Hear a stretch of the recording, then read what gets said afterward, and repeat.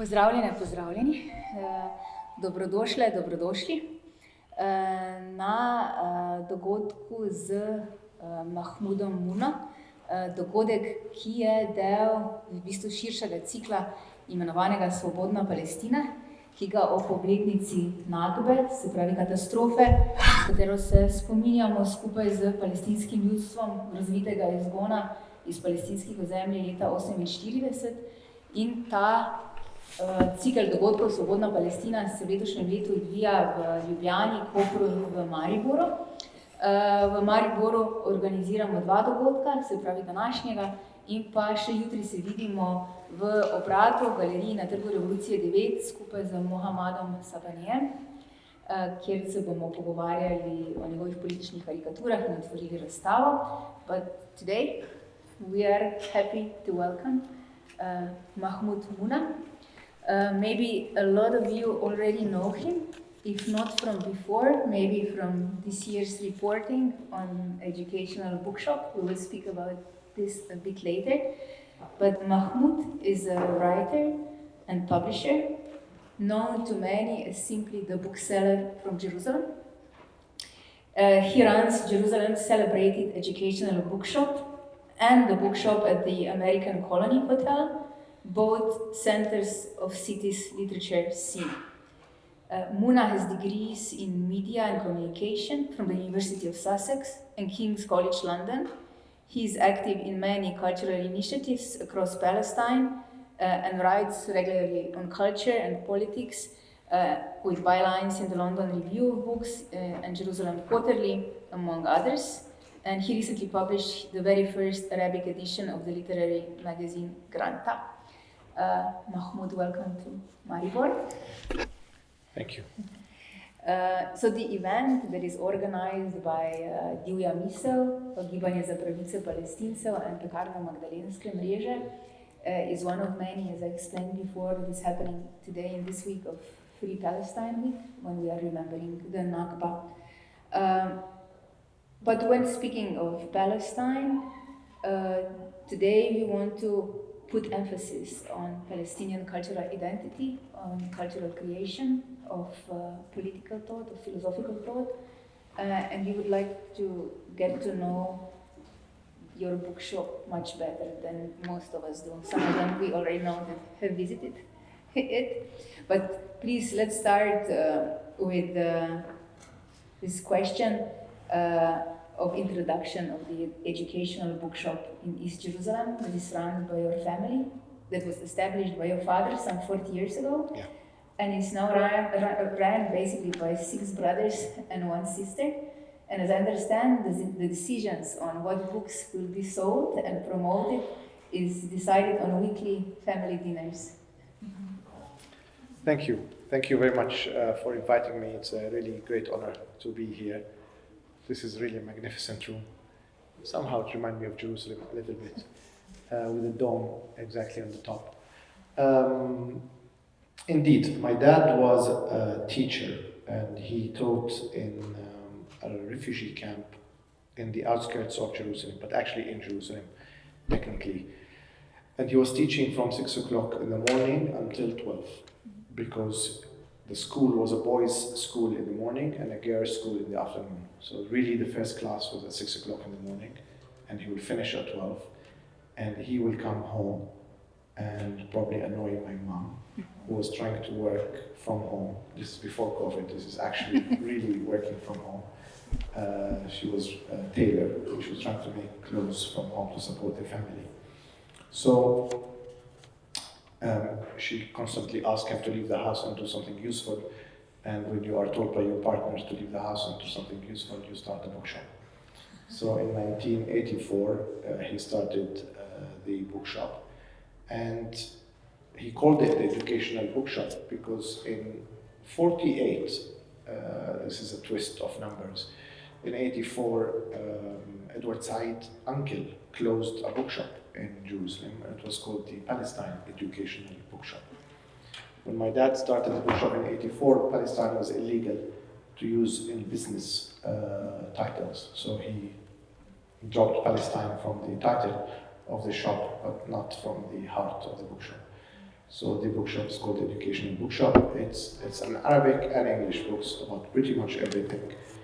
But it is one of the very few bookshops today that give priority and give space to Palestinian writings, particularly Palestinian authors as well.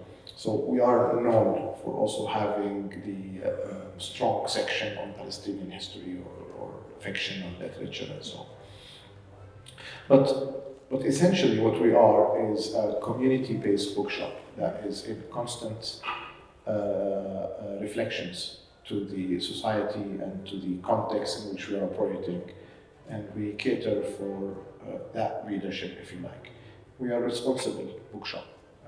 We want it to be part of a social and political change in our context as well, and we believe books is one way of doing this, and that's what we're pursuing. Yeah, you opened like two really important questions. One is giving the voice to Palestinian writers and the representation to Palestinian writers, also to the audience outside of either East Jerusalem or either outside of the, let's say, Middle East. But at the same time, I know that once you said that you get a lot of questions why promotion of mostly Palestinian writing, and then you said, yeah, because we are not a peacekeeping, UN peacekeeping bookshop, and we are not a humanitarian bookshop, we are a political bookshop. We are a Palestinian bookshop, unapologetically. Yeah. We are situated in East Jerusalem. We are the only outlet for Palestinian literature, so in a sense that has to become part of our most important selection, if you like. Yes, I mean, I do think books are not, and I had to think about this a lot, of course, in the recent development. You know, when you're accused of books as elements of violence, it's like the lack of books is violence, not the existence of books. Books are actually supposedly and do make people better human beings. Reading does make people better human beings. So what we try to do is we feel that there is imbalance in representation of narratives. And we feel particularly the Palestinian story is lack exposure. It's not well understood. It's not well promoted. We understand and we know very well that Palestinian writers do not have platforms internationally. They're hardly invited to literature festival, to international spaces. They hardly nominated to prizes when they do deserve it. So at least us in Palestine, we can be at least a platform for those voices. There's incredible writing coming out of Palestine. There's incredible literature being written, and not just literature, by the way, also music, also theater, also art, and films. But there is definitely a gatekeeping. There is a systematic system in which Palestinian writings is blocked, constantly blocked. And we see that one of the things we can do is try to navigate options and avenues in which Palestinian writing can be celebrated, promoted, and made available to a wider context. You mentioned that the bookshop also functions as a place for discussions, because you also do film screenings, you organize concerts, you also have language classes, and it's a place basically where people from all walks of life meet, and also people from all over the world. Yes, it's constantly emerging into different ways, but where we are now is this cultural hub, if you like, in a city which is in absolute state of contradictions and confusion. The cultural level, the social level, the political level, the religious level, the social level. So bookshops, as much as theaters and other institutions, are great places to create conversations that people can relate to. So we utilize that. We utilize the space we have, the ability of we have. We come from the tradition of literature and books, so we can create a civilized space for conversation. We invite authors, thinkers, and we create conversation space. We don't lead the conversation, that's not the purpose. The purpose is just to allow the conversations to come out, if you like. I think this is particularly important in this moment in Palestinian history. One is because of the internal Palestinian delusion, and I think we should not ignore that. We constantly reflecting within ourselves where we are, what we're doing right, what we're doing wrong, and so on. So that's an internal Palestinian space and conversation to have. But also the conversation with the outside world, whether that's an Israeli or whether that's international, that is another conversation that needs to be had. And I think theater should do the same using theater, and I think art galleries should do the same in doing art. There's an important question here to ask about the role of the artist in times of crises like this. And when political leadership or political elites failing their nations and they're failing their people, what is the responsibilities of places like this or places like the bookshop? We need to step up to that challenge, even if it is inconvenient. I'm a bookseller, and I will continue to be a bookseller. But at a certain moment, if it is required for me to be more of a cultural planner, if you like, then I should do that as well, and that's what we're doing. Do you think this was you being something more than a bookseller? This was one of the things, and the educational bookshop being more than a bookstore. This is one of the reasons why this year in February and then March, Israeli police marched into the bookshop and detained you and your nephew working there, and also confiscated books. Can you explain a little bit? It was 3 months ago when the police raided the bookshop, confiscated 300 books, and myself and my nephew, and accused us of incitement. And then they couldn't build a legal case for incitement, and they said, no, you were disrupting public order. And then they have to go to the court and convince the judge that taking us from inside the bookshop at Sunday afternoon is disrupting public order. So they couldn't do that, then released us after giving us 2 rough nights in custody. Trying to make a sense of police actions when the police is illogical and it's a tricky business, and I don't think we own it to oppressive authorities to try to make sense of what they're doing, because essentially all what they're doing is nonsensical and unreasonable. I think a better categorization is that governments, and Israel is one of them, but perhaps there's other examples around the world, is creating an atmosphere, a kind of ambiance, if you like, in which crushing individual rights and crossing lines like freedom of expressions becomes acceptable for a police or secret police or government officials to do. It's not per se that the police is getting an order to go and close that concert or to arrest that singer or to harass that bookshop. It's more than you're creating a climate in which the easiness of making such a decision becomes lousy and becomes acceptable. In normal liberal democracy, truly liberal democracy, so to speak, a policeman walking in a bookshop in itself as an act is crossing a line, right? And a policeman going through a library or to a bookshop, they will have to think 300 million times before making that step forward. But if you create an atmosphere in which the policeman doesn't have to think twice, then the police will do it himself. You don't have to instruct the police to do it. And I think that's the better categorization of where we are. And I think it's a categorization of where other countries are, not to name the big one. That's, I think, where we're heading, and it's more dangerous because you're not actually instructing the police to harass 1 or 2 or 5. But it becomes normalized. It's become normalized and acceptable, if not even recommendable, if you like. The police will act like as if I'm a better police if I close more cultural institutions. So it's a much more worse situation to be in, and it puts the cultural institution in a constant fear, and it makes truly the cultural sphere shrinking and the spaces shrinking and the spaces for conversation constantly shrinking. And that's really my worries. It's not individually where I am or what's my bookshop.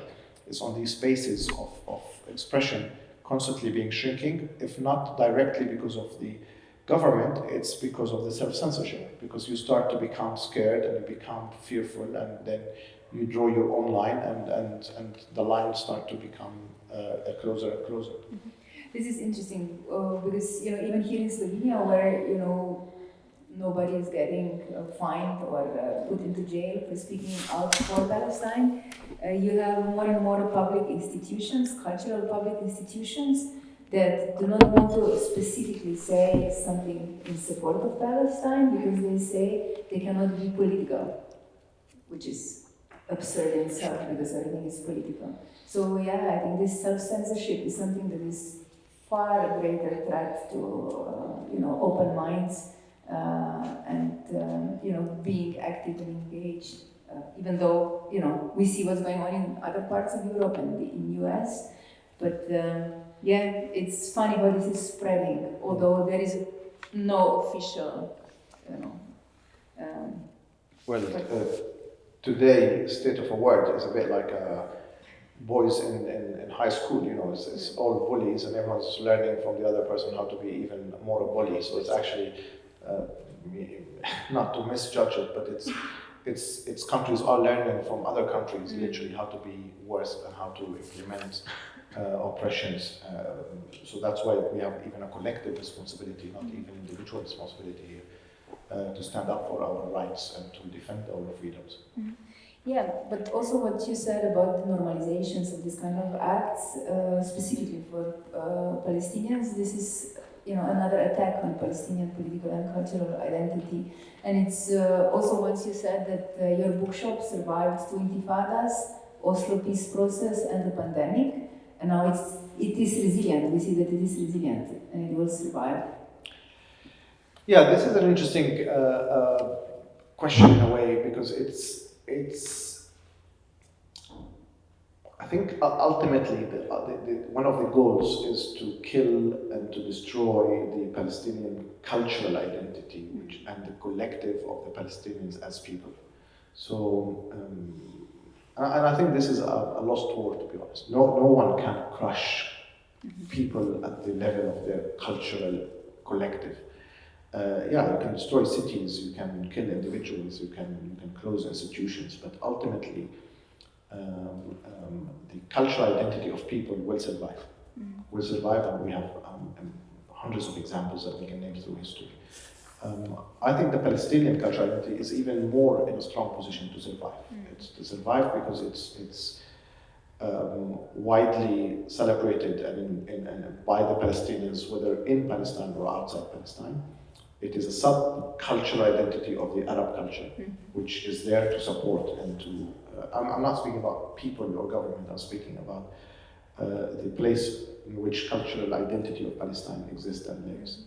And I think the irony is now that this cultural identity of Palestine has become almost a global identity. When I walk around cities and I see the Palestinian flags and I see Palestinian expressions and I see the watermelon and I see the cultural identity of Palestine being celebrated worldwide.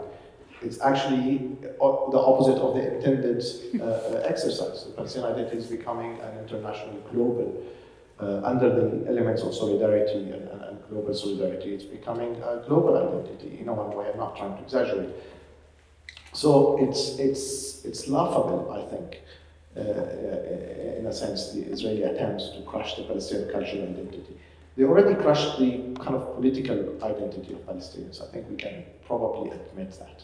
The whole collective national project of the 70s, 80s, the heights of days of Yasser Arafat when there was a collective. That's in a very worse shape now. We don't know where we are collectively, politically are standing. But as a people, our music is enjoying better lives, our films are winning international prizes, our books are widely celebrated, our food is the most well documented. I have one cooking book on Palestinian cuisine every month. I mean, it's like It's unbelievable. It's like how many more cuisine books we're gonna have in Palestine, you know? But that is, if you like, it's nourishing and it's growing. And in a way, it's not surprised because I think it does speak to the spirit of the Palestinian cultural identity. We will return a little bit to this question a bit later. Maybe because the bookshop is in East Jerusalem. So Jerusalem as a city is divided in East and West Jerusalem. It is an occupied city. And you also said, we talked about this today already, that every Friday afternoon you go for a walk around the city and talk to its stones. So I'm wondering, how can you tell us more about Jerusalem as the city that you talk to, and then the city as an occupied city? Yeah, we do lots of weird things in Jerusalem, but one of my own confession is, yes, Friday afternoon, particularly I'm saying afternoon, is because if you understand the demographic of the city as well, it's in the afternoon on Friday is everyone's home. This is the only day that absolutely everyone is home. So the city is empty. You can actually see the stones, you can see the architects, the shops are closed, so this doesn't look like a Chinatown. And you can start to see the symbols and the results and the footprints of the different civilizations that have gone through Jerusalem. You see the layers of stones, you see the old stone and then the newer stone and then the newer stone, you see modernity interacting with ancient city. And the city is almost naked, it's almost plain, you can just see the city. And that's when I have developed this kind of habits of imagining if I'm talking to these stones, what would they be saying? If they are humans, what they would be saying. And this is particularly to contrast with the way people relate to Jerusalem, because usually people relate to Jerusalem as a city of stones, and stones don't speak. So I'm trying to say, no, Jerusalem is, yes, city of stones, but they are talking stones, and these stones can talk. And I'll share with you my latest conversation with those stones. I think the stones probably are laughing at us, simply because there's not a single civilization have not tried to come to Jerusalem, conquer Jerusalem, exclusively own Jerusalem, and not a single one of them lasted. Some lasted 50 years, some lasted 200 years, some 400 years, but they're all gone, all the civilizations. So probably the stone is looking at us and seeing us as one more civilization that going through the city and just laughing, say, yes, here you go, one more idiot group of people who are just trying to control Jerusalem and call it exclusively on ours and ignore the wider history of such a magnificent city. And in a way, this is a code on how to understand the city. If you really wanted to understand Jerusalem, you have to see it within the width of this and the width and the depth of these civilizations. And you have to understand that the city is too big to encapsulate it and put it under one ethnic, national, or religious tagline. And it will constantly revolt against that. And the best way to understand it is to understand it with that width, that it is a city that appreciates and celebrate diversity and inclusivity, not exclusivity. And that's in a way, that's my happy, if you like, relationship with that city. Essentially, we have two choices. We have a choice to try to own Jerusalem, and by doing that, we are destroying, because we're destroying someone else's history. And by doing that, we're going to end up in the history books as someone who destroyed Jerusalem. Or we celebrate the diversity of Jerusalem, and then we will end up in the books on how we developed and celebrated Jerusalem. That's the two choices as a civilization. But there is no eternity here. We're gonna, whatever that civilization we are talking about is gonna end, and something else gonna come in after Jerusalem, because that's the nature of things. Is the future of Palestine connected to the future of Jerusalem, or the future of Jerusalem connected to the future of Palestine in regards of two sides? I'm a Jerusalemite, so I'm gonna go for the for that. The future of Jerusalem is tied to the future of Jerusalem, and that's purely because I'm a proud Jerusalemite. But in a real politique, I would say, if we manage to divide Jerusalem, we're gonna divide the country.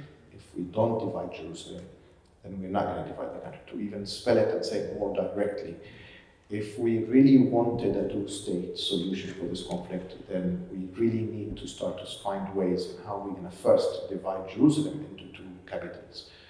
And if we cannot divide Jerusalem into two capitals, or we don't want to do that, then we definitely should not seek two-state solution. The Palestinian political narrative cannot hold itself as a national narrative without Jerusalem being part of it. And I think you can say probably the same about the Israeli side as well. So Jerusalem is where things will start, and Jerusalem is where things will end, and things will be decided in Jerusalem. That's the epic center. I mean, I call it God's zip code 00. You know, this is where God receives. This is where the fax machine is. This is where all the messages and all the communication happen. And you can't ignore that. That's what a holy city is for people who believe. But even if you put religion aside, Jerusalem represents much more. Represent a historical center, represent a cultural center, and definitely a political center as well. And Jerusalem is also like the center of Palestinian national movement. Although quite a lot of, before the genocide, quite a lot of Palestinian people learned Hebrew to go and study or work in the West Jerusalem to get better positions, better options for life. Although I think this is also one way of maybe trying to change the system from within. I think, yes, I think one way to understand that is what I said earlier about the fragmentation and the loss of a collective Palestinian political project. And when that happened, individual Palestinians started to find individual ways, often pragmatic ways, on how to be better situated in this conflict. And in Jerusalem, the answer is this pragmatic relationship with the status quo. And if you know Hebrew, it's better than not knowing Hebrew, simply. It's not like they're learning Hebrew and not learning Arabic. They're learning Arabic, but they're learning Hebrew as well, because they can argue with a soldier at the checkpoint much better, or they can demand their rights a little bit better. If you study in an Israeli academia, you will have better opportunities for a job and better ability to change within your society. It's not because you think the Hebrew University or whatever university in Israel is the best enlightenment kind of institutions. It's a much more pragmatic approach that individually helps you better situated in this conflict, because the collective vision is very blurry, and when that happens, you start to find ways in which you can improve your individual positioning. And that's the nuances actually. I'm glad you picked on it, because that's the nuances on understanding what's happening, particularly in Jerusalem, not related to any other groups of Palestinians. I mean, on that question, I think it's very important, and I'm pretty sure most people in this room are, in some ways or other, are in tune with the Palestinian question. But it's very important to understand that we're speaking about today a very clear 5 demographic different groups of Palestinians in the bureaucratic sense. They're all Palestinian in the cultural sense.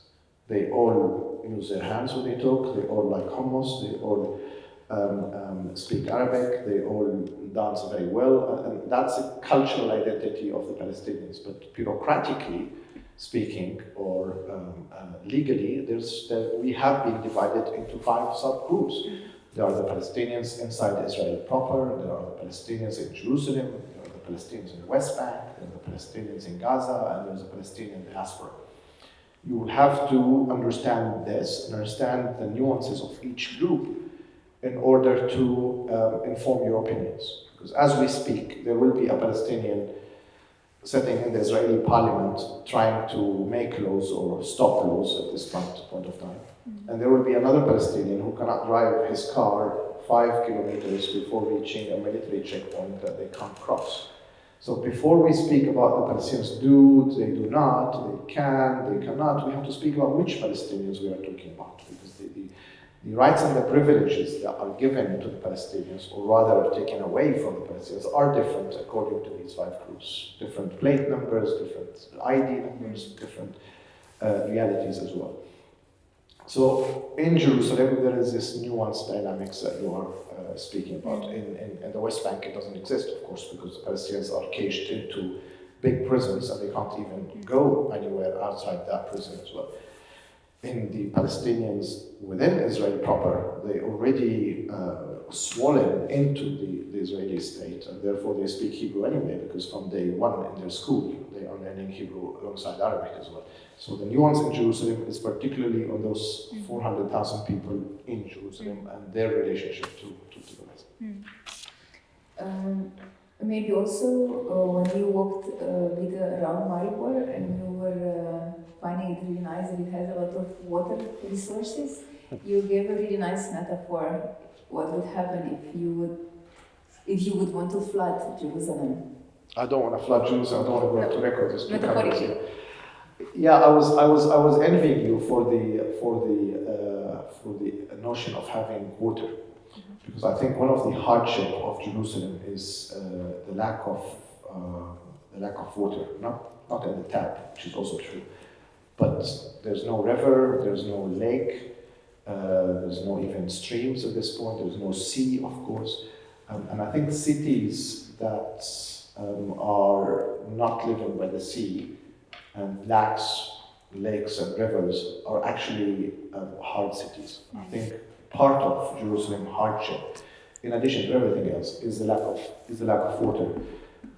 So I'm not an urban planner, but I think someone should think about creating a lake or river. Maybe that helps a little bit easy in Jerusalem. Flooding the old city of Jerusalem is an interesting idea, but that's more of a joke than actually a real scenario.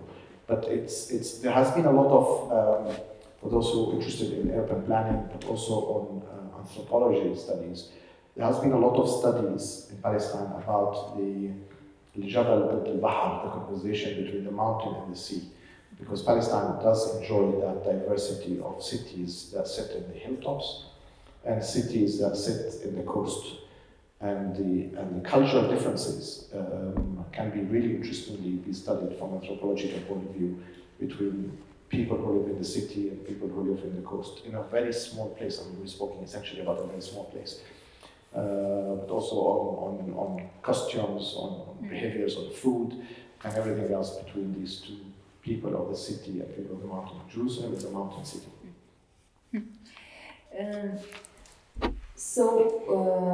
When speaking about Palestine, we mentioned this today already, that we have to, people of Palestine have to be able to speak for themselves, not only others to speak about them. And this is one of the reasons why this specific book, Daybreak in Gaza, Stories of Palestinian Lives and Culture, was published recently.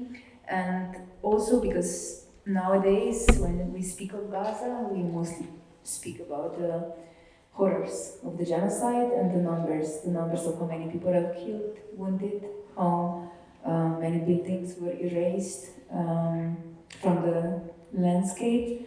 But Gaza was also a very beautiful Mediterranean city, filled with culture and history, and it still is a place where stories, poetry, memories, traditions, cultural traditions, art, is handed down from generation to generation, even the embroidery tradition, tatris. And all of these voices of different Palestinian people from different walks of life are gathered here. And the book was edited by you, by Matthew Teller, Juliette Tuma, and Jayap Abu Safia. And can you tell me what exactly was the reason besides giving the voice to Palestinian people? I mean, throughout my adult life, I have been almost obsessed, and I would say the word obsessed here, by Edward Said's writings, particularly this piece he wrote in '84 when I was 2 years old. And he spoke about how the Palestinians need a permission to narrate. The Western, so to speak, culture of media and publishing and film and so on has set up a system or a framework in which the Palestinians cannot just speak. They need either someone to filter them and to tell them what to speak, or someone to speak on their behalf, or at best to speak in parallel to an Israeli. So there's always this Israeli-Palestinian sitting together and speaking. But the Palestinians themselves, telling their own story just by themselves, is almost unheard of, and you always need a permission. And you see today even in the news, there's duality. You hear this voice and you hear this voice. And this right of narrate has been in my mind all throughout, and working in the bookshop, you also see it. You also see that most of the books that even written about the Palestinian story is written by non-Palestinians. So that's kind of just to put it in the back. When this war started, I was sitting in my desk in the bookshop, and I was seeing lots of people coming, and particularly male, middle class, kind of international journalists. And they all coming and they're telling me about what happened, what should happen, what we should do. And I was nodding my head like a nice guy and saying yes, listening. And at that time, any journalist who stayed, or any person actually, who stayed 2 nights in a hotel in Dubai became a Middle East expert and was sent to the region to report on the war or whatever. And I was listening to these people who really came yesterday, literally, and they were lecturing me. It's this sense of entitlement as well that you feel also among many people about the region. And then you go to the media, and then there is also everyone else also. The Israelis are speaking, and everyone's speaking about Gaza except the people in Gaza. That was the only voice that you could not hear. And if you go back, you don't even have to go back until now even, the voices of Gaza is absent. Everyone comments about Gaza, from Washington to wherever, but the people of Gaza have no voice. And I think this is systematic. This is by design. I mean, even until today, there is no journalist allowed to go into Gaza as well. It's only left to the brave journalist that lives there to report. So the human stories are not coming out, and we stuck with this geopolitical questioning about Gaza. Before Gaza, after Gaza, Hamas, violence, blah, blah, blah, but we don't know these people behind these numbers who are dying. What's their stories, what their dreams, what their hopes?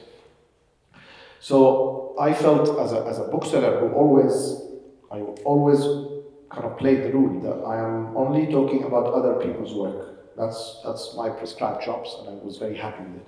But at that point, I felt I need to cross my own line at this point.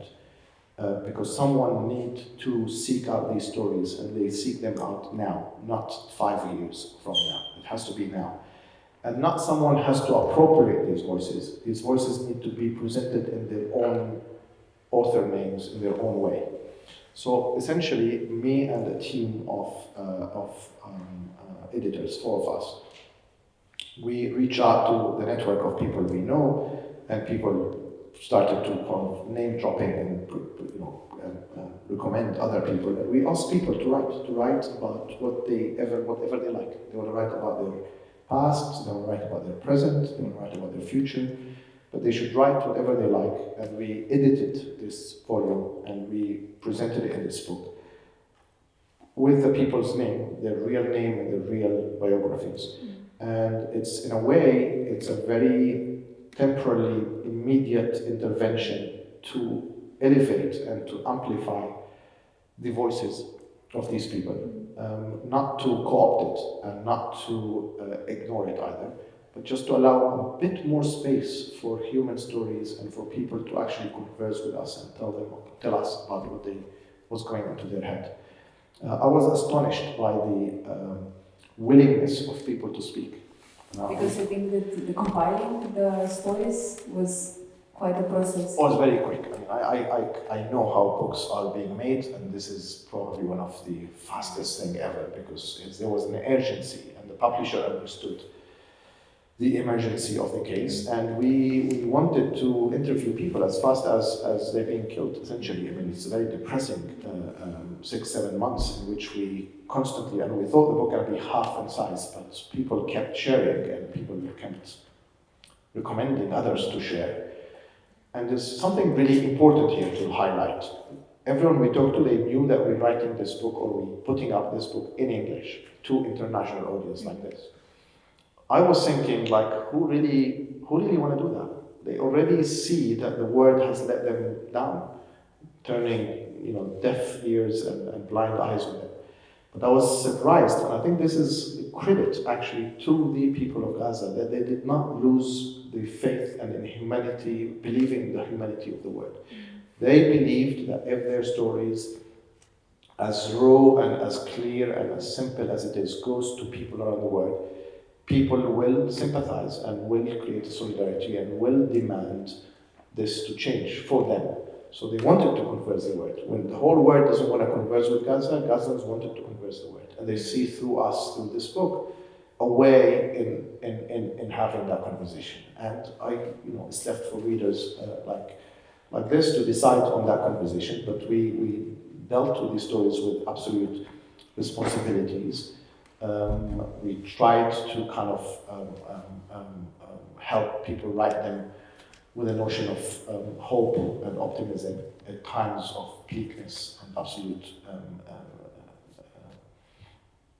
depression. And the book is, in a way, a small contribution. I think there should be 60 books like this. I mean, if you look at any other conflicts, victims have wrote their biographies and have wrote their stories. In this case, these people are kept unable to even think or even to speak. But at some point, I really hope this book becomes very unimportant, and people's own writings directly, without my intervention, becomes the real documentation of this period. But until that happened, I think we owe it to those people to read their stories, to know what they're really thinking, to know their cry, and to tell them that we hear you, we see you, and we see the worthiness of your life. Unfortunately, some people are not with us already, but I came across some writers in this book they're not writers, but they really should be writers. I mean, that's another element of my job that I think is valuable, because in a way it also exposes few names to the international publishing world, so they should be sought out and they should be writing their own books. And also some of the contributors, they recorded themselves on the phones and send you the voice messages, as I understand, and they took time, even if they were waiting for the internet to pop up again. You could hear bombs falling behind them. Yeah, the process was very taxing in a way. I mean, in the beginning, we were able to talk to people and actually kind of interview them or discuss with them, but later on it became impossible, so we had to use internet technologies. But then later on it became even impossible to have a phone call on WhatsApp or Signal or whatever. So we were sending the questions by WhatsApp and then waiting at midnight or something after that to get the response, and not one response, because it was easier to record shorter messages and send them, because the internet was very slow than actually one month. I mean, the whole procedure was absolutely crazy. I mean, remember this guy, I was interviewing him at 3-4 o'clock in the afternoon, and he said, he works in the theater in Gaza, and he said, look, call me at midnight, I will go somewhere where there's internet and we can have a longer conversation. And I was like, yeah, sure, this is great, I'll call you at midnight. But only a minute later, I was like, how crazy is this? A person during war is going at midnight, which is the highest risk of time, where bombs are even landing harder, to be somewhere where there's internet, so he can speak to me. I mean, the sense of responsibility we started to feel was and that's why I really hope that we have done, honored their stories and their messages. Also, the journalist Mohammed Mihawish said that, I'm quoting him now, ultimately the stories in Daybreak in Gaza represent the refusal to let the reality of Gaza be dictated by those who seek to erase it. In a media landscape that has consistently failed Palestinians, it stands as a rare and urgent corrective gesture. And that perhaps is what makes this book so essential. It does not speak for Gaza. It insists that Gaza speaks for itself. Yes, and that's because we don't want to be what Said have said, that we don't want to be the filter. In writing, it's this kind of project, we have seen it happens before, not in Gaza. You interview 60, 70 people, and then you take their stories and you turn them into your stories, and then you put your name in nice and bold in the book, and then you have a book that you wrote, which is people's stories. And there is an ethical and moral question here to raise. It's important to remember also that the people of Gaza is not voiceless. They've now been made voiceless. In fact, they've been shouting for years. It's just we were not listening.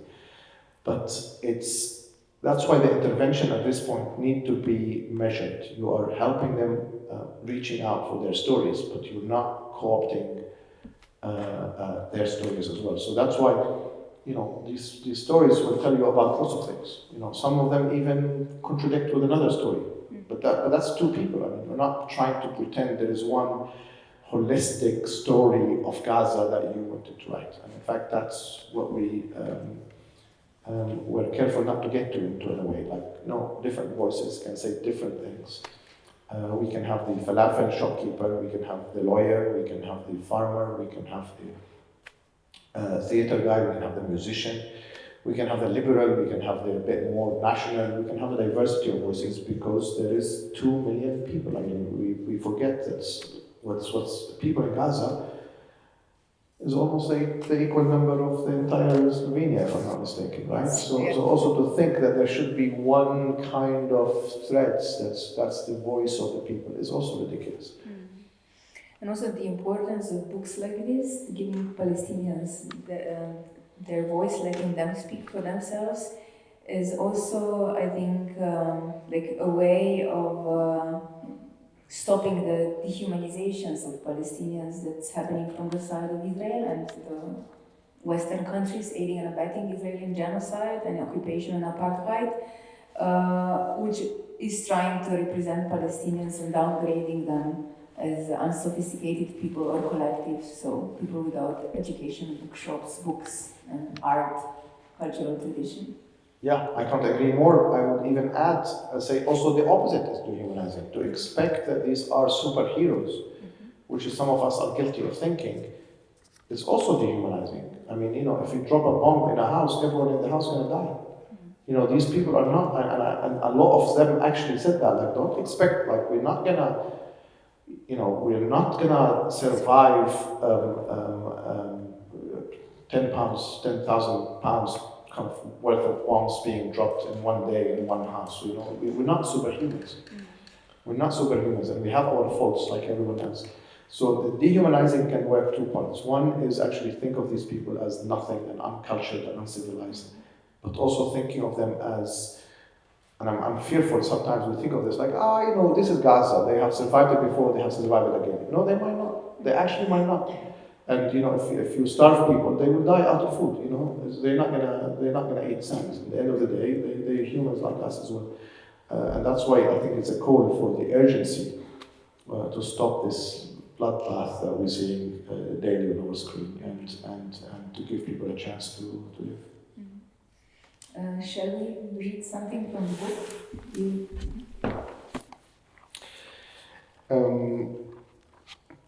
This is the difficult part, choosing which part which. But I will, because I spoke a bit about the theater, I'm going to read, actually we'll start first. I'll read 2 or 3 parts if the audience allows me.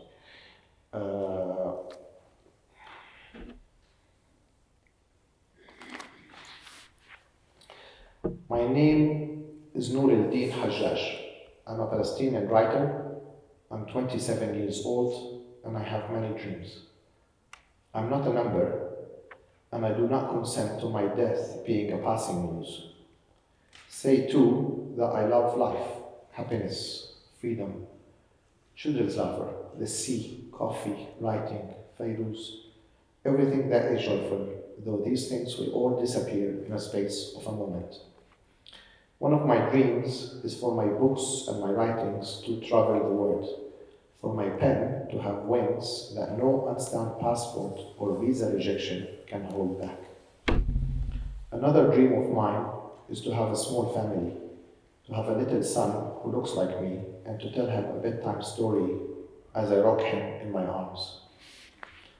My greatest dream is that my country will have peace, that children will smile more brightly than the sun, that we will plant flowers in every place a bomb once fell, that we will trace out our freedom on every wall that has been destroyed, that war will finally leave us alone so we can for once live our lives. This was sent in November the 1st, 2023, the first month of the war. Nur al-Din was born in 1996. He's a writer from Gaza. His novel, Wings That Do Not Fly, came out in 2021. And in 2023, his first play, The Grey One, was performed on stage. He was one of hundreds of people killed on the 1st of December 23, when an Israeli warplane bombed about 50 residential buildings in Shujaiya, Gaza City.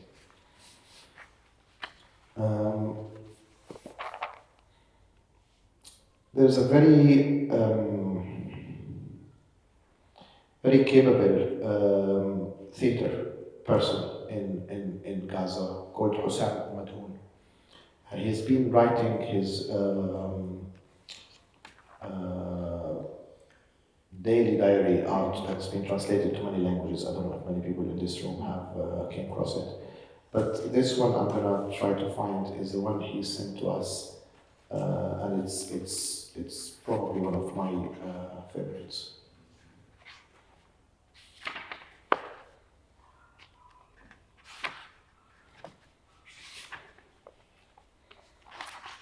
Uh, 18th of February 2024. See yourself for a shekel. A boy in the market is holding a tiny piece of mirror, encouraging people to look at their faces for 1 shekel, 25 euro cent.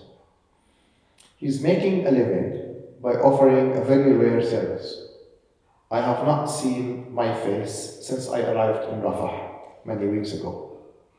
You cannot buy mirrors anymore. Anyway, a mirror is something you forget about in this situation. How you look doesn't really matter. I ask him, do you make money this way? He tells me he does. Lots of people want to see themselves. I make 30 shekels a day or more. But you see him, the boy points to a man walking away from us down the street. He looked at his face, but gave the mirrors back to me without paying. I'm not stopping him though.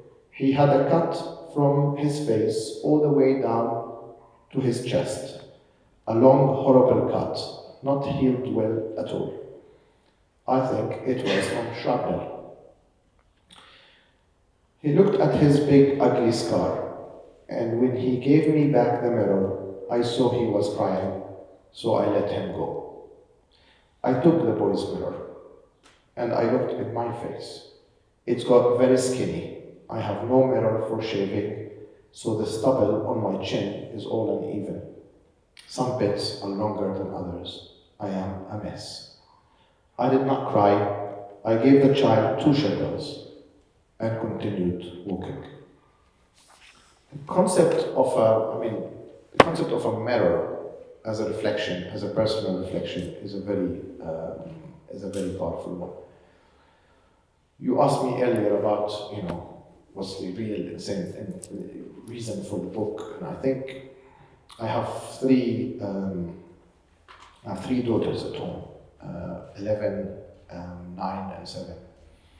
And I have always been looking for the book on how to do parenting under occupation, and no one have wrote that book yet. And now I'm looking for the book on how to do parenting under genocide. And that book certainly doesn't exist. But when I received this story, it's very short, very visual, and I imagined myself having the mirror in front of me, and maybe slightly with an angle. And I imagined my daughters behind me in 10 years, young adult, hopefully strong Arab women. And I imagined them asking me, when there was genocide and you were watching it on your tablet and on your fancy phone, what did you do? This is a very tough question, and maybe working in the book is one way of trying to find half an answer for a very difficult question. And maybe the story is an invitation to all of us to hold our own mirrors. Should we read the poem? Yeah, go ahead. Yeah, yeah. So I chose one poem from the book. It's by Hind Judah, is this, yeah? Yeah. And she wrote this poem in October 2023. Otherwise, she's an editor, a documentary scriptwriter, poet, and producer. And the poem is entitled "In Times of War." What does it mean to be a poet in times of war? It means apologizing, extensively apologizing, to the burned trees, to the nestless birds, to the crushed homes, to the long cracks along the streets, to the pale-faced children before and after death, to the faces of every sad or murdered mother. What does it mean to be safe in times of war? It means being ashamed of your smile, of having warmth, of your clean clothes, of your idle hours, of your yawning, of your cup of coffee, of your restful sleep, of having loved ones who are alive, of having a full stomach, of having available water, of having clean water, of being able to shower, and for incidentally being alive. Oh God, I don't want to be a poet in times of war. Maybe we can also speak a little bit about hope, because famous and beloved Palestinian poet Mahmoud Darwish spoke about the concept of cultivating hope, and already mentioned Edward Said said, where cruelty and injustice are concerned, hopelessness is submission, which I believe is immoral. Can you speak about the importance of hope? Everyone we spoke to have spoke about hope, and that's why the way the book is written. This book will make you angry, it will make you cry, and crying is very good and it's necessary, but it will also make you laugh and reflect and smile and be hopeful as well. Because everyone we talked to wanted us to keep that as a central piece. They almost told us, all of them, this is not like a message before I die, I'm just sending you my eulogy or something. This is, and they all had visions about the world gonna be better. Their world and our world gonna be better. So that's why it's the title, the cover, the way it is, and hopefully in a way that we presented it, there's a strong element of hope, and we should not lose hope. And I had many conversations since the book is out, and particularly about this question of hope. Like, how could you be hopeful? And my question is, how could you not be hopeful? Like, that person who is living in Gaza, what does it being hopeless means to him? That person who now, put yourself in his shoes, who lives in a tent with his family.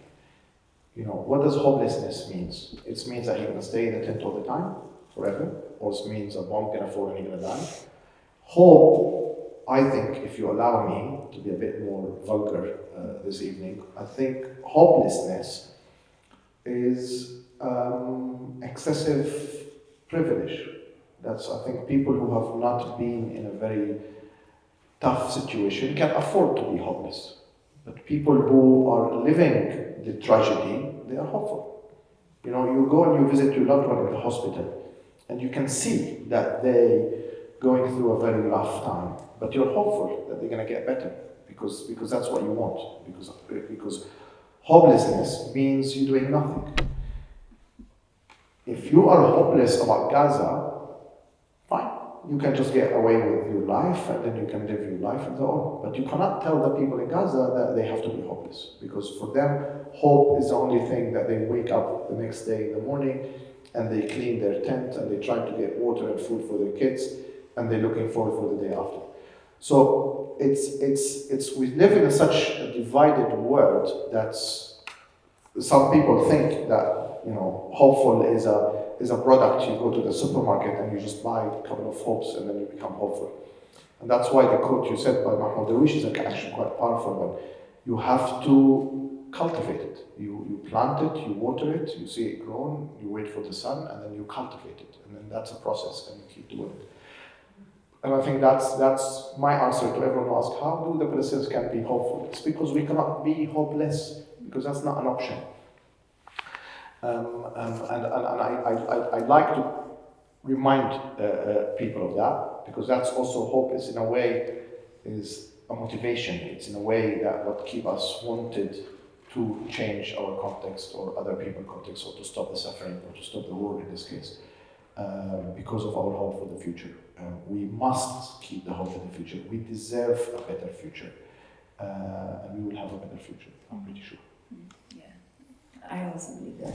And sumut is a really important concept that speaks about the instructability and this resilience, which is inherent to Palestinian cause, basically.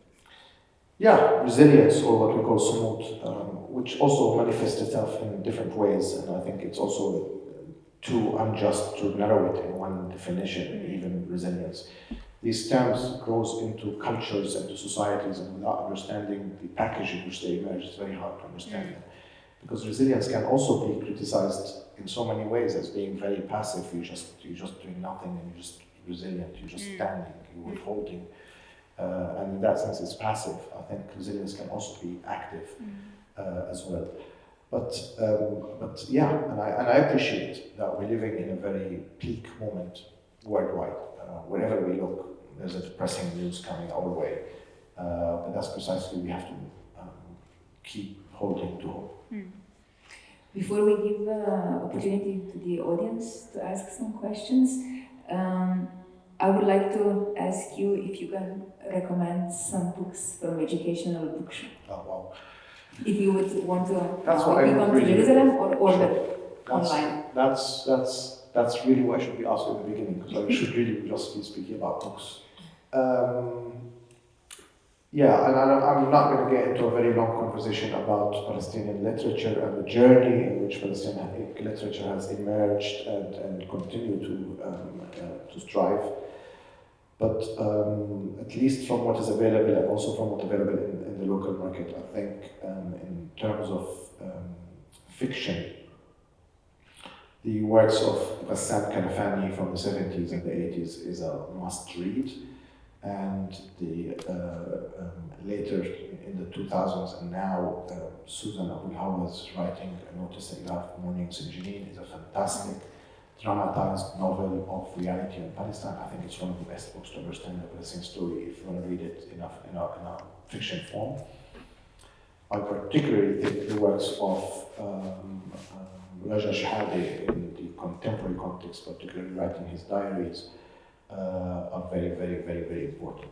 If you can read in English, because I think it's not translated, the new book of Fida Julius, Strangers in Our Own Home, is a fantastic family saga that's not fiction, it's based on the family story, by telling you the last 100 years of her family story is a very, very, very amazing and very important work. Also, Ghada Karami's work also use the same ways of telling a personal story, try to tell a collective story. Rashid Khalidi's 100 Years of War in Palestine is my absolute best reference on the historical events. If you wanted something more dense on the history, I think Avi Schleim book, The Iron Wall, I don't know if translated, it's in English, it's an absolute, amazing resource, 900 pages, big commitment, but it's the entire Middle East story of the last 100, 120 years. Isabella Hamad is a new emerging writer, young female writer. Her book, Parisian, is very, very important. It's like the last 200 years or since the Ottomans until now. It's actually a very beautiful anecdote here. Most of the good personal accounts in Palestinians is written by Palestinian women. I mentioned Suzanne, I mentioned Badr Karmi, Isabel Hamad, Hala Alayyan. We can go on and on, but it's most, and that goes to long traditions of mother-daughter storytelling, and now we have the daughters documenting these stories. It's also a nice anecdote. Did I forget anything? And Daybreak is great. Yeah, you have but the opportunities to buy some of them today or after the event. You can buy Daybreak in Gaza, also Daniel Shibli, Susanna Bolhava. Daniel Shibli, of course, yeah. Minor Details. That book is particularly also interesting because that's why I said I don't want to bore you in a long conversation, but this is written in, many books are written in English, so their point is Western audience. Daniel Shibli's book is written in Arabic. So also while you're reading it, you get these flavors, these spices of Arabic literature coming through your ways, because it's originally a very rich Arabic literature book as well. And I think it was translated directly from Arabic to Slovenian, right. Not with intermediary English. Yeah. Always better without intermediary English, colonial language. Yeah, agree. Okay, now it's time for audience to ask questions or comment on something that has been said. Feel free, you can also ask in Slovenian, lahko vprašate tudi v slovenščini, pa jaz prevedem v angliščini.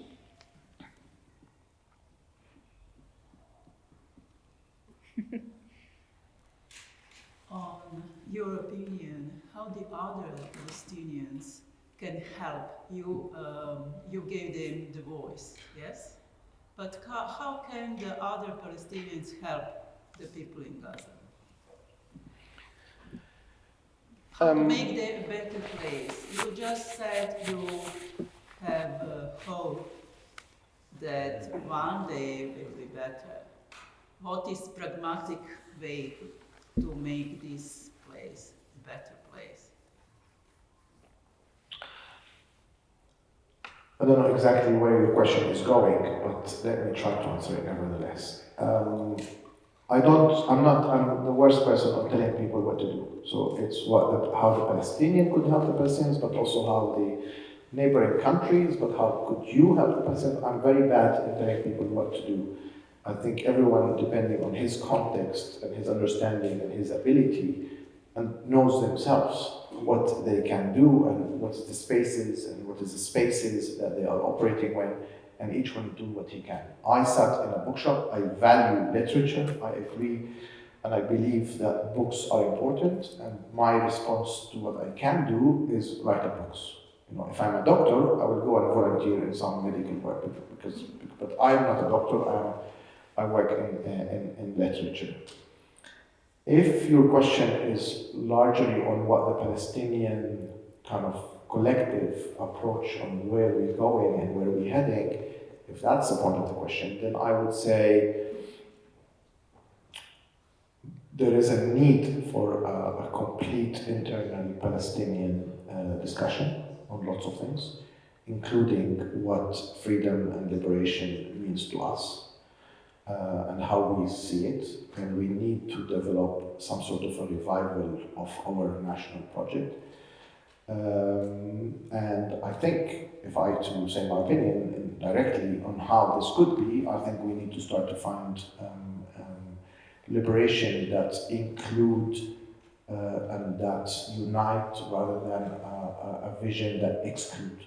I think it's about time to start to speak about some sort of one-state solution rather than two-state, to be very detailed. And I think that's kind of the way in this why the conversation should be going. But I'm just one person, but I think we need to have the conversation that open up that topic again, if you like. But let's not blame the victims too much. You can blame them on Sunday and Monday if you want, but not the whole week, because there's a space and there's a reality in which the Palestinians could and should have internal discussions. But if the boots are on our neck all the time, then there is a very little space on having conversation. So before we asking the Palestinians way too much, we need to also make sure that the Palestinians is in a position that they can have what we are asking them to have. So that discussion internally for the Palestinians to happen, it needs a context. If I can't meet the people of the West Bank, and the West Bank can't come to Jerusalem, and I can't go to Gaza, the guy in Gaza can't go to Nazareth, and the guys in America can't come to Palestine, then how could we have a collective Palestinian discussion, right? We can have it on Zoom, if you like, to be very practical, but then Zoom is being also limited and censored and so on. I'm not using Zoom as a particular brand, but also the spaces in which Palestinians can be having conversation is also getting squeezed and limited and so on and so forth. So that doesn't mean the Palestinians should not have the conversation, but I think we need to also understand in which the context of the Palestinians are living under before we ask from them way more than they actually practically could do. Does that answer your question? Yeah, the second one, yes. Thank you. You have already said something about this, but what is your personal political hope? One state or two state solution, and Yeah, I mean, again, it's a weird conversation in which we are in, because speaking about solutions where genocide is happening, it's absolutely strange in a way, because also one state also speaks about respecting the other and seeing the others equal and so on, and we're quite far from where we are now. But yes, I'm under no delusion personally that's the solution for this conflict is not about dividing these two territories. The solution is about sharing these two territories. And sharing has principles. There's principles for sharing. Sharing has principles of fairness and justice and equality. Historical injustices need to be addressed. Not just the one from 48, but the one from the last year and a half as well. There's so much need to be happening in order to create a context in which justice, equality, and fairness is served, and then you can move into a conversation about one state.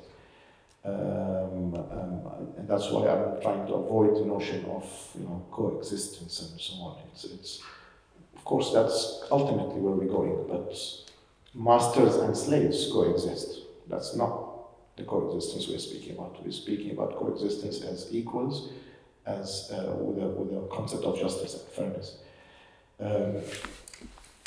In fact, if you allow me, in response to that question, read Sam Yunus. He is a lawyer that we talked to based in Gaza. And he gave us a very, really interesting, long interviews about the way the legal system kind of developed in Gaza. But he said, I wholeheartedly believe that justice will prevail. Victims, sadly, sometimes don't see justice in their lifetime. But collectively, we, the Palestinian people, will see justice. However, justice cannot undo what has been done. The pain will stay. And we should be firm in resisting populist narratives around justice as revenge. Justice is the most honorable human value. Our national vision should be based on a concept of justice as a high moral principle. We as Palestinians need to unpack these terms and establish what justice means to us. Whatever the practical details of a future state might be, it must be found on principles of fairness and equality for all under the law. We need to take back the initiative. I mean, this was April 24, and to be honest, to have someone in Gaza articulating such concepts of what justice and take back the initiative and speak about practical solutions, it's remarkable, and I was like, wow. I mean, we can have it here now in a nice atmosphere after 2 glasses of wine in the city, but for someone seeing the bomb dropping at his head, and he is articulating a concept that's beyond revenge and beyond populist and speaking about justice, it's reassuring of Palestinian humanity that all of these bombs have not managed to strip the Palestinians from their humanity, or at least to some units in particular. And I take really special pride in that, because that's what it is, being a Palestinian, is not losing the moral grounds and constantly frame our national struggle along principles of justice and fairness. It's perhaps the biggest struggle for Palestinians now is to how to lead a national struggle without being nationalist. And I think that's ultimately our navigation, is how to, because we can't be exactly like our oppressor. We can't just turn the game around and say, oh, okay, now it's better. No, we don't. We have to be better. We have to be morally and ethically better in order to solve this conflict. Otherwise, we're just going to switch rules. Ask a political question. Go ahead. Ask whatever you like. The rift, inter-Palestinian rift, is, after all this, what happened? It's Vodnikova shrinking. The rift among Palestinians. I mean, let's just be very specific, if I may. Sure, but this is not rift among Palestinians. This is a rift among 2 Palestinian political parties. I don't know much about Slovenian politics, but I'm sure there's a rift between the 2 main political parties in Slovenia. The idea that the Palestinian 2 main political parties have to be one, it's crazy. No, I don't want the Palestinian political party to become one, right? Because then what's the point of having any political debates? What is important is the 2 political parties agreed on a basis of a collective umbrella, if you like, on a collective political project. That's what's important. So I'm just being nuanced about your question, but your question is right. The Palestinians, one of the main obstacles for the Palestinians now is this rift, or I would say the lost collective political projects that all the political parties could agree on. We need to have that basics, right? But let's not again be unrealistic. There's a nationalist party, there is a Marxist party, there's an Islamic party. They're going to exist, and they're going to have different views, and that's very healthy. And in fact, I take special pride in Palestinian politics being diverse. And hopefully we can have more than 2, and we can have more than rift between them. But what they need all is to have a basis of the special need or basic definition of freedom. And that's, I think, what Sam Yunus was speaking about, that we need to take back the initiative and unpack, to re-quote him, unpack what freedoms and liberations means to us. Having said all of that, and again goes back to the questions before, let's also be realistic. This division between these 2 political parties is manufactured by external sources, and it has been manipulated. And now we see even more and more attempts to increase that fragmentation among Palestinian political parties and remove the pace on which they are collecting. But the main Palestinian problem is the occupation, not the Palestinian politics. Palestinian politics might always help. It could, if they can come to a basic common ground. I think it will help the Palestinian cause. But the Palestinian problem started in 48 way before Fatah establishment in 1964 or Hamas foundation in 1990. The Palestinian question is about exploitation and colonization of Israel, of the Palestinian land and of the Palestinian culture. And that's what needs to be addressed first and foremost. Everything else can help. And I hope I'm really being really honest and precise on addressing that question. Does Mohammed Dahlan has any? I mean, there need to be a Palestinian, some sort of election at some point. And then the Palestinian, he has a chance. I mean, your first question was personal, right? This question is general. I don't know. We have to have an election and see if he does or he doesn't. But it's up to the Palestinians to decide. And yes, I mean, at the end of the day, he is a Palestinian. I like him, I don't like him. I will defend his right to go down to election or some sort of pooling and to have a opportunity, I guess, to lead. But he needs to present a political program. I don't need to elect him because of his name or the color of his hair. I need to vote for him according to his political program. And unfortunately, the Palestinian parties now, their political program is not very clear. Yeah, I don't really have a question. I just have a comment. Maybe as I told you before, it's the education bookshop is really, it's like a pearl in Jerusalem, basically. And I spent a lot of time in Palestine, and it's definitely one of my favorite places in the whole land. And I think like what your family is doing is you're really doing a lot for Palestinians, as you know. But it's like I've learned so much from the books from your bookshop, and I have a lot of friends who join it, and it's just it's an honor to have you here. So thank you. Thank you. So I imagine that the age of the contributors of Daybreak in Gaza varies.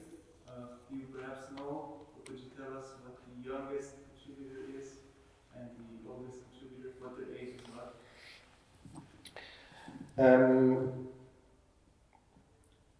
The youngest is probably 19 years old. Shahad is a Palestinian young writer, and the older is probably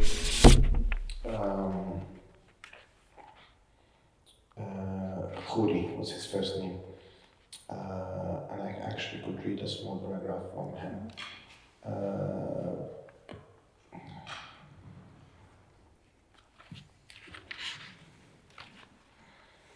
But yes, it's to use your question, it varies. It varies across. Of course, we wanted wide range of sectors represented. So we have doctors, farmers, normal practitioners, cultural figures, which was kind of my main areas of concern, artists, but also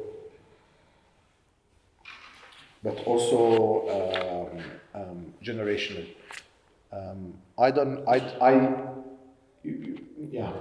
There's some people here that I never met. I also don't know how they look, to be honest. So also we didn't do a proper analysis of their age. And a lot of the stories here are also before the war. Some of them is even from previous wars, which was a decision we made, because the wars are wars. And it's only at the end of that story you figure out that this is from the previous war, which is also to say that Gaza has been served so much of a bad deal in different ways. And we also used Ghassan Kanafani letters. He wrote letters in the 80s to an imaginary, in the 70s, to an imaginary Palestinian in Gaza who wanted to leave Gaza. So he wrote a letter to that person, which is a piece of literature that wasn't translated before. We wrote, Mahmoud Darwish had wrote a poem about Gaza as well. Sarah Roy, an American academic from Harvard, she wrote about the concept of de-development in Gaza. So it's a critique to the whole NGO donors sector in Gaza as well. So we felt that is important. So yeah, it's a much more of a collective, holistic approach, if you like, about Gaza as much as we can. Okay, I can't find. Oh, I think it's here.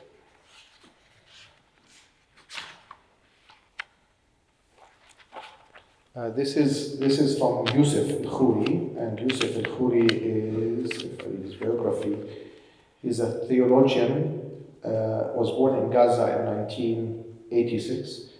He teaches at Bethlehem Bible College, and he lectures on Palestinian Christian theology and society. He helps organize interfaith dialogue, including Christ at the Checkpoint, a biennial conference on post-conflict reconciliation. He spoke to us from his house in April 2024. In the end of his piece, he writes, "Today, I think I'm in a phase of depression or denial over what's happening in Gaza. It is simply too much to process. I'm grieving that the Christian community, which has such a long history in Gaza, is disappearing. Not as part of natural progression, but because of ethno-religious cleansing by the occupier. We have been misrepresented as bloodthirsty, illiterate terrorists, but we are not.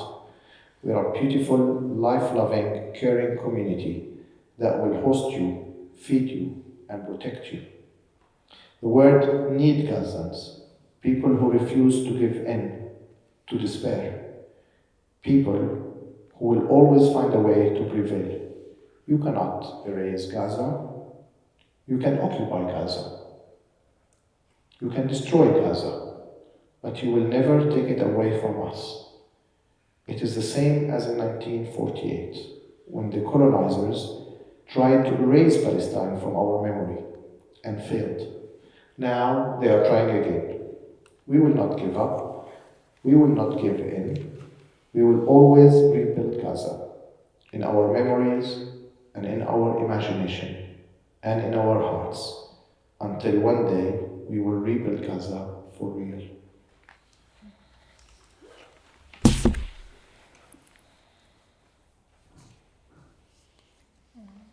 Okay, we can still talk afterwards a bit in a more non-formal setting. Before we go, I would like to remind us all that tomorrow, 15th of May, is the 77th anniversary of the nakbe, the catastrophe.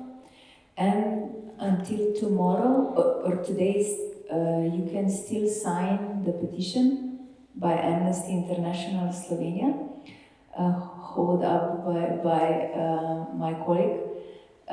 So today you can still sign this petition if you haven't still signed it. Amnesty International Slovenia with 13 other NGOs, and it's the petition for Slovenia to join the lawsuit, to join South Africa in the lawsuit against Israel. If we will be lucky, tomorrow the petition will be given to Prime Minister Robert Golob and Minister of Foreign Affairs Tanya Fayon. Shukran, Mahmoud. Afwan, thank you very much for this beautiful evening. I'm unapologetically a bookseller, so I can sell you any book any day. And that's my profession. But tonight is very special. This is not my bookstore. This is another independent bookstore that's worth supporting. But the book, it's very important to say that there's a logo at the top, which is for Medical Aid for Palestine. It's a local charity that has offices in the UK, and it's one of the very few medical organizations that still works in Gaza and has staff there. And all proceedings of the book is going to them. So this is one more incentive to buy the book. I think there's other books on Palestine as well that they have in Slovenians. I'll be very happy to talk you through them if you really want. But yeah, don't leave without buying a book. It will be insult to literature. And if you do buy a book, I'm very happy to sign it. Yeah. Really, thank you for this kind invitation tonight. Thank you.